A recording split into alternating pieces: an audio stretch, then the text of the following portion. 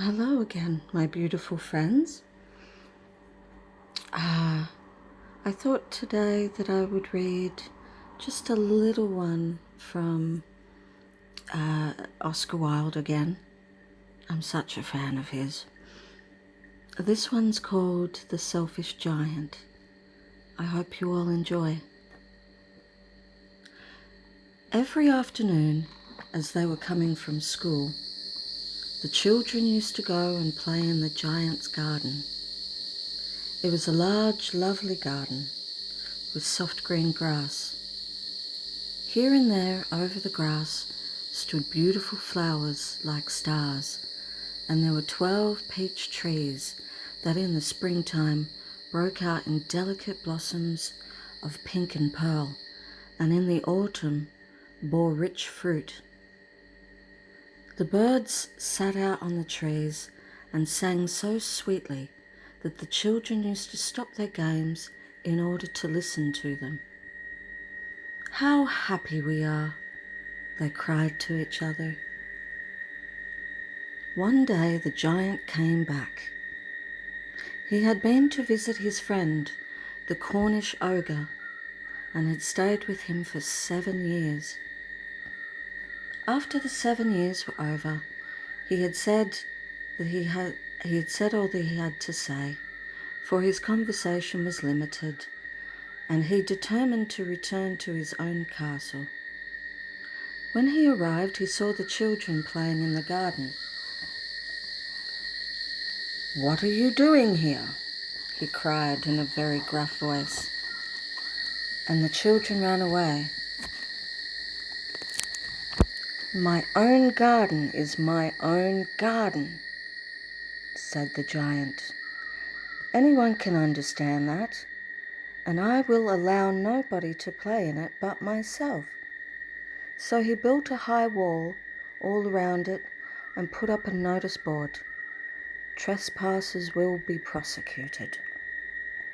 He was a very selfish giant. The poor children had nowhere to play. They tried to play on the road, but the road was very dusty and full of hard stones, and they did not like it. They used to wander around the high walls when their lessons were over and talk about the beautiful garden inside. "How happy we were there," they said to each other. Then the spring came, and all over the country there were little blossoms and little birds. Only in the garden of the selfish giant it was still winter. The birds did not care to sing in it, as there were no children, and the trees forgot to blossom. Once a beautiful flower put its head out from the grass, but when it saw the notice board, it was so sorry for the children that it slipped back into the ground again and went off to sleep. The only people who were pleased were the snow and the frost. "Spring has forgotten this garden," they cried, "so we will live here all the year round." The snow covered up the grass with her great white cloak, and the frost painted all the trees silver.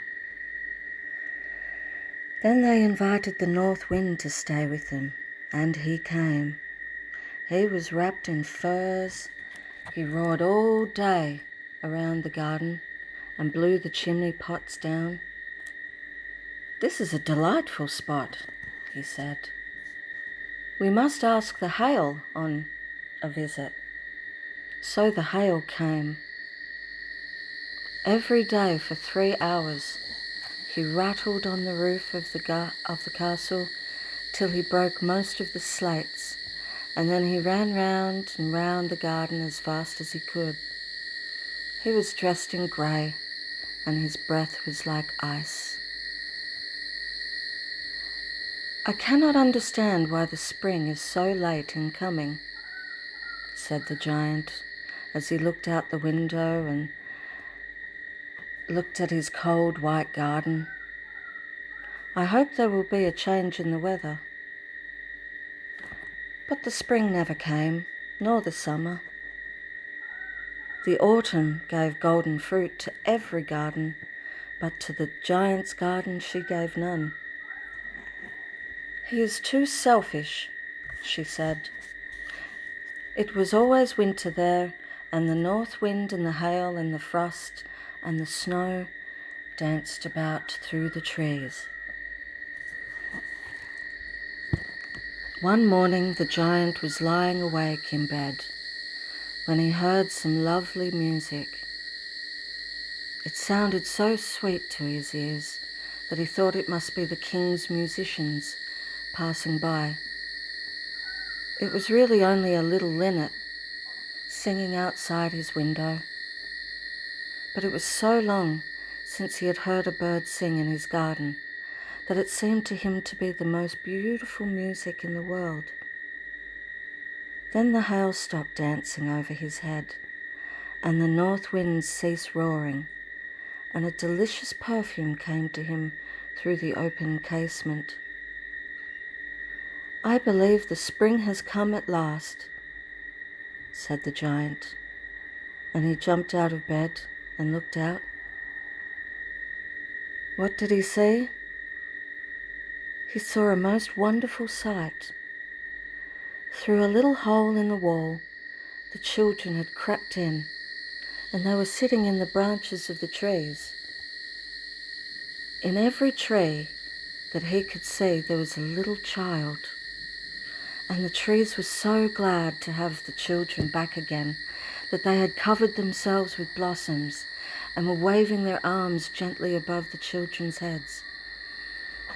The birds were flying about and twittering with delight, and the flowers were looking up through the green grass and laughing. It was a lovely scene. Only in one corner it was still winter. It was the farthest corner of the garden, and in it was standing a little boy. He was so small that he could not reach up to the branches of the tree, and he was wandering around it, crying bitterly. The poor tree was still covered with frost and snow, and the north wind was blowing and roaring above it. "Climb up, little boy," said the tree, and it bent its branches down as low as it could, but the boy was too tiny. And the giant's heart melted as he looked out. "How selfish I have been," he said. "Now I know why the spring would not come here. I will put that poor little boy on top of the tree, and then I will knock down the wall, and my garden shall be the children's playground for ever and ever." He was really very sorry for what he had done. So he crept downstairs and opened the front door quite softly and went out into the garden. But when the children saw him, they were so frightened that they all ran away, and the garden became winter again. Only the little boy did not run, for his eyes were so full of tears that he did not see the giant coming. And the giant stole up behind him and took him gently in his hand and put him into the tree. And the tree broke out into blossom, and the birds came and sang on it, and the little boy stretched out his two arms and flung them around the giant's neck and kissed him. And the other children, when they saw that the giant was not wicked any longer, came running back. And with them came the spring. "It is your garden now, little children," said the giant, and he took a great axe and knocked down the wall.